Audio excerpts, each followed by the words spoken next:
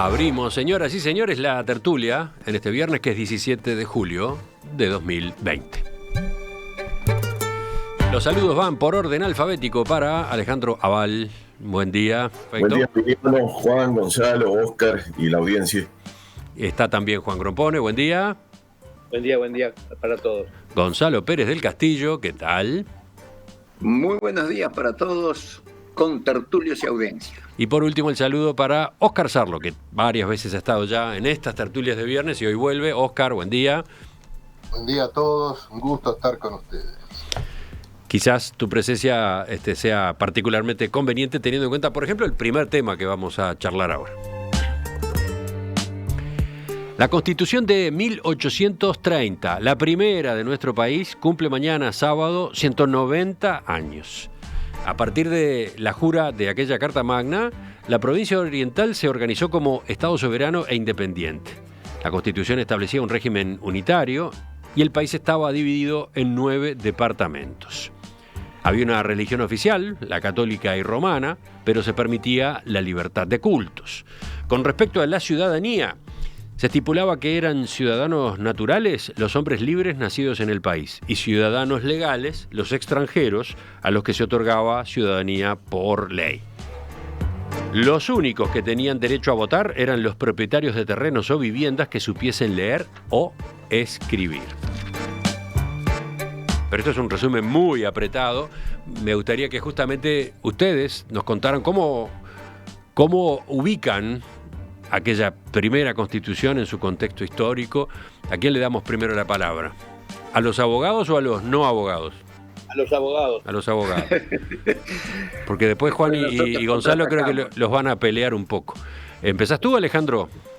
Bueno, para empezar, para quitarle la palabra a Juan, porque todos esperábamos que Juan nos dijera primero lo que piensa él, pero bueno, ahí va. El tema de hablar de la Constitución del 30 resulta un poco complicado si uno lo toma aisladamente de todo el proceso previo. Un proceso previo que además no comienza ni siquiera el año anterior, ni con la Convención de Paz del 28, ni con la Cruzada Libertadora del 25, ni en última instancia, ni siquiera con la Revolución del 10, sino que comienza antes. Pero bueno, no podemos hablar de todo eso, así que nos tenemos que limitar a hablar de la Constitución del 30. Y de todas maneras, tengamos presente que fue el final de un largo proceso de encuentros y desencuentros. En el 25, por lo pronto, pese a que normalmente lo asumimos como el Día de la Independencia, en realidad podríamos llamarlo más bien el Día de la Autodeterminación, porque las dos leyes, bueno, principales eran 3, pero las dos leyes principales establecían la independencia de Brasil, en fin, la proclamación de la soberanía de la provincia oriental, y por otro lado, la pertenencia permanente y desde siempre a las provincias unidas, a las provincias argentinas, decía, ¿verdad? Y bueno, todo esto se acabó cuando los ingleses, con Ponsonby la cabeza, resolvieron que lo mejor era que no fueran ni brasileros ni argentinos, sino que fuéramos otros independientes. Y ahí empezó el proceso de la Asamblea Constituyente, que terminó, eso fue en el 28, que terminó en el 30 con la jura de la Constitución. Y esa asamblea, para decir cosas anecdóticas, sin hablar sobre el fondo, que un poquito Emiliano ya dijo y seguramente Óscar va a profundizar luego, hay cosas que vale la pena rescatar. Yo estaba leyendo justamente estos días el libro de Pibel Devoto que se llama Historia de los partidos y de las ideas políticas en el Uruguay, y bueno, habla de todo este proceso fundacional con aquella formidable erudición que escribía Pibel Devoto, acompañado en algunos casos por su esposa. Sí, y de ese libro, ¿qué anotaciones hacías justamente? Que las calles de Positos nos cuentan de la Asamblea Constituyente. Santiago Vázquez, José Yauri, Jaime Sudáñez, Alejandro Chucarro, Solano García, Manuel y Miguel Barreiro, Ramón Massini, Lázaro Gadea, Julián Álvarez, son todos los constituyentes, y algunos más, los constituyentes que cada uno tiene su nombre en las calles de Positos. Los constituyentes estos se reunían originalmente en una escuela con techo de paja en Canelones. ahí de alguna manera comenzó el proceso de elaboración de la Constitución y luego pasaron a trasladarse a la Guada, creo que a la Capilla del Carmen y terminaron en el Cabildo. Pero bueno, eso forma parte de todo el folclore o lo que de folclórico podríamos traer a colación. Pero es bueno situarse en la época. No tenían máquinas de escribir, no tenían teléfonos, no tenían libros, porque casi no tenían libros, salvo algo que podía aportar el Yauri y creo que Santiago Vázquez, que tenía un poquito más de bibliografía a mano. Los demás no tenían nada. Y sin embargo hicieron una tarea formidable, ¿no? Hicieron una tarea formidable para la época, encauzada principalmente, y dicho de una manera muy grosera, para luchar contra el caudillismo que estaba reflejado sobre todo en Rivera, desde el cual se podría hablar durante días, y de alguna manera también en La Valleja. En realidad la elección de Rondó para conducir ese proceso, al menos formalmente desde el Poder Ejecutivo, fue para eliminar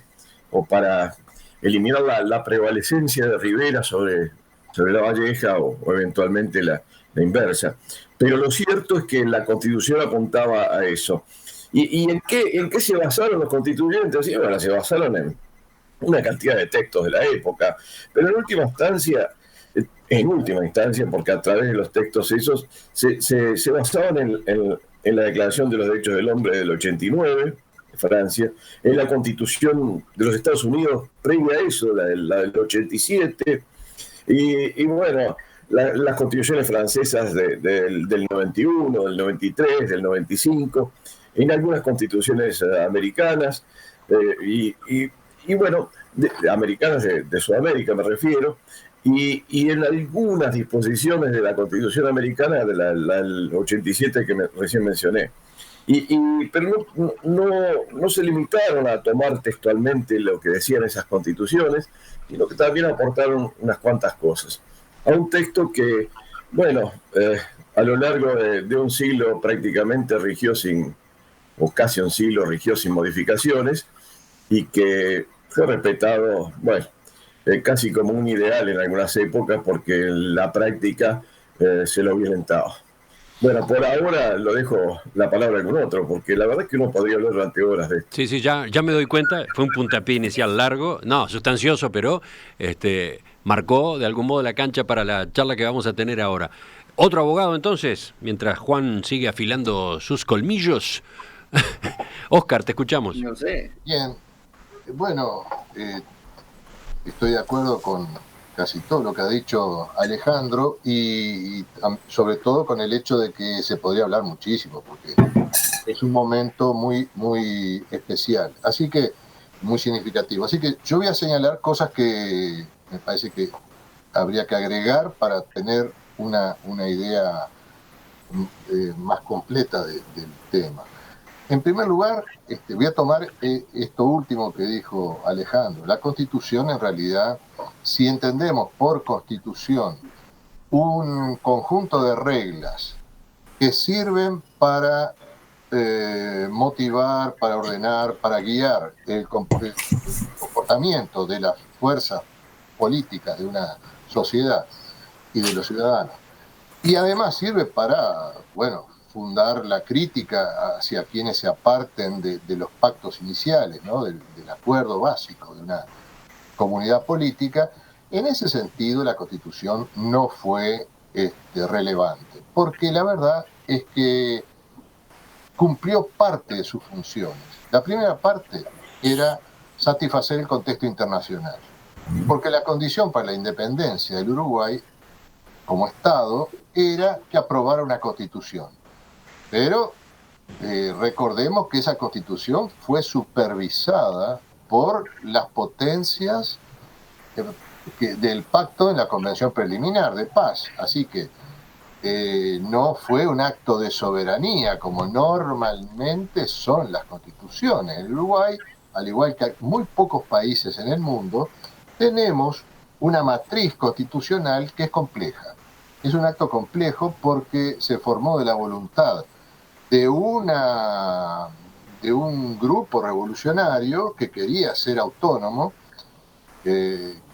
primero quería ser autónomo para incorporarse a las Provincias Unidas, y luego aceptó a regañadientes ser autónomo totalmente, porque eso fue el acuerdo internacional. Así que nuestra matriz constituyente es en parte una voluntad de cierta autonomía de la provincia oriental, y en parte tenía que congeniar con la idea de la independencia que querían Inglaterra, Brasil y la Argentina, de otros, ¿no? Así que eso marcó mucho lo que podríamos llamar algo que en teoría del derecho llamamos de una manera bastante relevante, que es la regla de reconocimiento básica de un Estado, que no es la Constitución, sino que es el criterio que tenemos para definir ciertas cuestiones.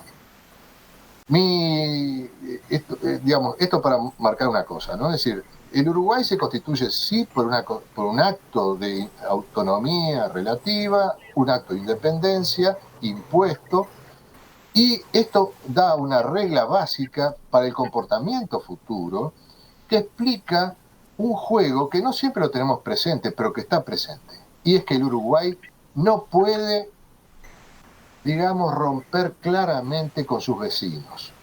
Hay condicionamientos de buena política internacional que nuestros presidentes sistemáticamente repiten. Nos tenemos que llevar bien con nuestros vecinos. Normalmente esto se dice que es por el peso, el tamaño, el comercio. No, pero no es solamente por eso. ¿Por qué? Es que son los que condicionaron nuestro origen. Nadie va a crear a alguien para que luego le complique la vida, ¿verdad? Nosotros no podríamos ser nunca una base, por ejemplo, dispuesta para atacar a Brasil o atacar a la Argentina. Estas cuestiones, que por ejemplo los blancos lo entendieron muy bien, es clave en toda la situación uruguaya. O sea que hay algunos recodos que quedaron marcados por el origen institucional. La otra gran cosa es que la Constitución se proponía ser una obra civilizatoria, está en el discurso inaugural, cuando se presenta el proyecto, que era bajo este lema, que era el lema de los liberales europeos, ¿verdad? Sobre todo los liberales ingleses, ser gobernados por leyes y no por hombres. Este es un proyecto civilizatorio, es un parteaguas en toda la filosofía política. Es la idea de ser gobernado por la Constitución y no por la voluntad de un mandamás. Este proyecto fue educativo, pero no se realizó yo diría, hasta que se arregla el sistema electoral en 1924 sobre la base del... Sí. Pero sí. vamos a... ¿Vendrían las guerras civiles durante cuántas décadas después de esta Constitución, no? Eso fue impracticable. Mirá, quizás enganchando con esto mismo, Diego, uno de nuestros oyentes, señala: nótese que la Constitución de 1830 se juró sin que existieran aún partidos políticos. Por lo tanto, las llamadas elecciones eran meramente elecciones de caudillos en las que votaban quienes tenían ese privilegio, que eran unos pocos. Totalmente. Sí, era una élite. Gonzalo, ¿vamos contigo? Sí, yo voy a estar de acuerdo con los abogados, pero solo en la última parte de lo que dijo Oscar Sarlo. En realidad, esta Constitución, es cierto, se basa en todas estas constituciones previas y declaraciones de los derechos del hombre, de la Revolución Francesa, pero en realidad se basa en las ideas de la Iluminación, en las ideas de Locke y de Voltaire y de Rousseau, que inspiraron eso, y eso es la última parte de lo que decía Oscar, que era un movimiento civilizatorio. Entonces, en cierta forma, esas grandes ideas se ven reflejadas en la letra de nuestra Constitución. Ahora, en el Montevideo de entonces, que tenía algo así como 75.000 habitantes, había 15.000 en Montevideo, el resto estaba en el interior. Y para votar, solo votaba un 5 o un 6% de la gente. ¿Por qué? Porque los demás o eran mujeres, cosa terrible, o esclavos, o peones, o empleados domésticos. Entonces, las ideas de la Iluminación son de libertad y de igualdad. O militares. Todo esto no era o militares, como dijo Oscar, y además Hola, Sí, se sí. corta. ¿Qué era? Pero yo no interrumpí a los abogados, ¿ah? Eso está muy bien. Eso está muy bien. ¿Cómo les gusta interrumpir? Y eso que no pueden en corte interrumpir, está prohibido. Mirá, les No, voy no, a, ¿qué es lo que les quiero voy a decir? cortar el Mira, micrófono está para que muy no lindo moleste. esto. El papel estaba fantástico porque estaba inspirando una idea de pensadores históricos, iluminados. Por eso se les llamó el siglo de las luces, por ellos.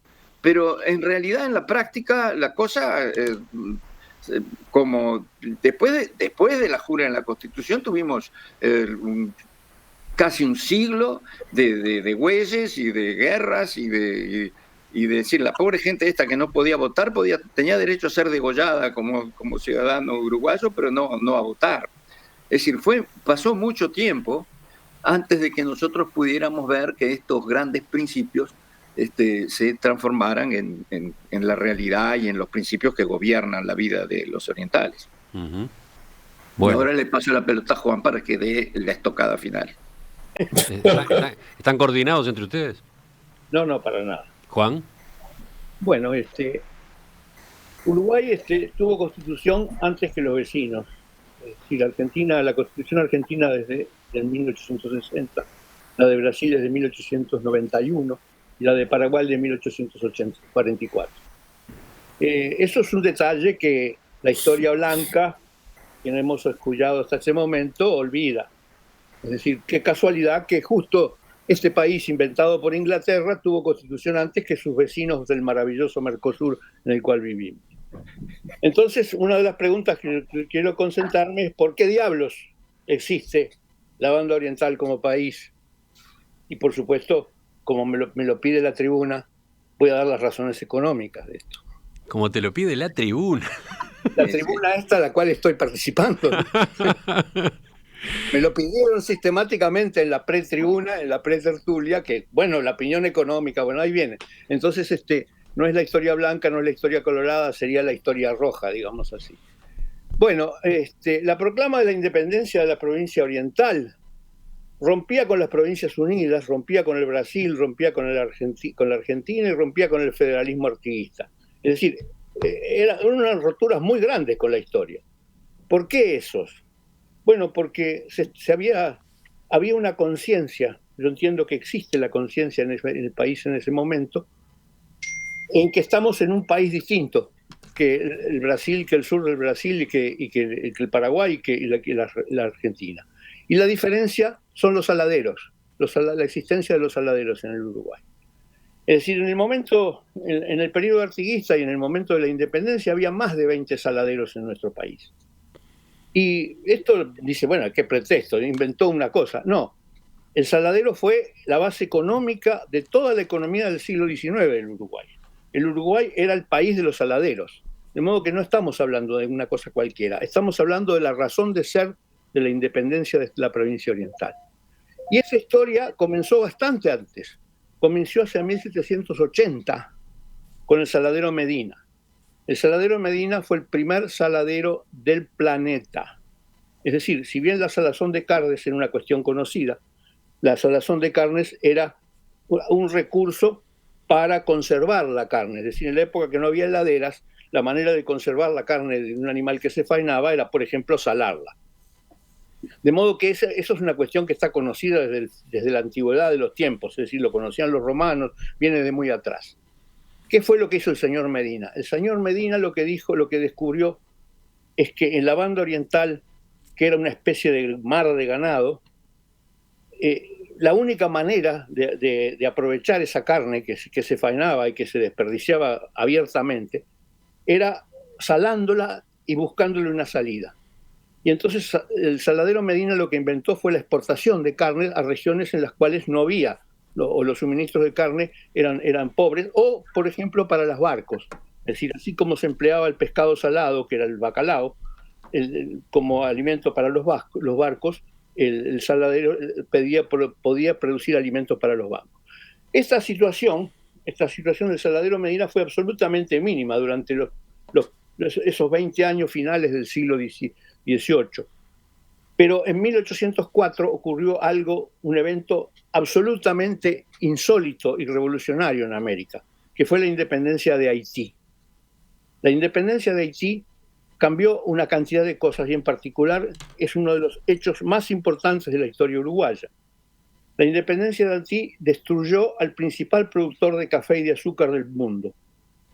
Y eso hizo que inmediatamente el mercado mundial que le importaba el azúcar y el café buscara soluciones, buscaba reemplazos de esos productos. Y esos reemplazos se encontraron en Brasil y en Cuba. Es decir, Cuba, que no era simplemente un sitio de pasaje en la economía colonial, se convirtió en un gran productor de azúcar. El nordeste brasileño se convirtió también, recicló una vieja, originalmente también había sido un productor de azúcar, pero se volvió a convertir en un importante productor de azúcar. Y el sur del Brasil, la zona de San Pablo, se convirtió en el principal productor de café del mundo. ¿Qué hizo este hecho? La desaparición de un enorme productor como era Haití hizo que Cuba se convirtiera en un país gran exportador de esclavos y con grandes plantaciones de azúcar. Lo mismo pasó en Brasil para las plantaciones de azúcar del nordeste brasileño o del café más al sur. En definitiva, lo que apareció con la revolución de Haití fue una gran demanda de alimentos para esclavos. Y esa fue la gran oportunidad de la banda oriental. Si la gran oportunidad de la banda oriental era que él podía producir alimentos para esclavos en las cantidades que fueran necesarias, en las cantidades que se quisiera. Y eso hace que precisamente en 1811, en tiempos de la independencia, ya existían 20 saladeros conocidos por lo menos. Es decir, eso se puede ver en el archivo Artigas, donde se pueden identificar los nombres, uno por uno de los 20 saladeros, o más, tal vez más, que había en ese momento en el país, y que eran la base fundamental de la construcción. Pienso que la producción de tasajo y el alimento de esclavos fue un hecho crucial para la invasión inglesa a este territorio. Es decir, Inglaterra, que en ese momento estaba empezando a controlar el comercio de esclavos, uno de los puntos claves para controlar era precisamente el Río de la Plata, donde salía la alimentación para muchísimos esclavos que estaban funcionando en este momento. De modo que yo diría que la razón económica de la Constitución del 30 es la conciencia que adquirieron las capas altas, las capas ilustradas de la banda oriental, de descubrir que esa era la diferencia que teníamos con la Argentina y con el sur del Brasil, y que eso era lo que justificaba la independencia. Que era coincidente con la visión de los ingleses, no cabe duda. Y por eso los ayudaron, y por eso también lo ayudaron los franceses, y lo ayudaron posteriormente. De modo que quiero decir que esta es la razón por la cual existimos como país independiente, por la cual hubo constitución antes que nuestros vecinos, por la cual esa constitución funcionó durante un siglo como pudo, porque en realidad funcionó muy mal, y que por eso creo que es bien correcto decir que nuestro país comenzó en 1830 con esa constitución, y por eso le llamamos centenario a la cifra esta, ¿no? Eso era lo que quería comentar. Estimados tertulianos, nos encontramos ante un dilema que planteo acá para que, en definitiva, resuelvan ustedes. Viene muy interesante esta conversación, pero como queda claro, con intervenciones largas, ya llevamos 25 minutos tratando el tema de la primera Constitución, esta de la cual se cumplen 190 años mañana. Y prácticamente no hubo discusión, prácticamente no hubo intercambio entre ustedes. ¿Qué hacemos? ¿Salteamos el tema 2 que teníamos previsto y continuamos con este? ¿O lo dejamos acá nomás en estos puntos suspensivos? ¿Votamos durante la pausa? Ya volvemos.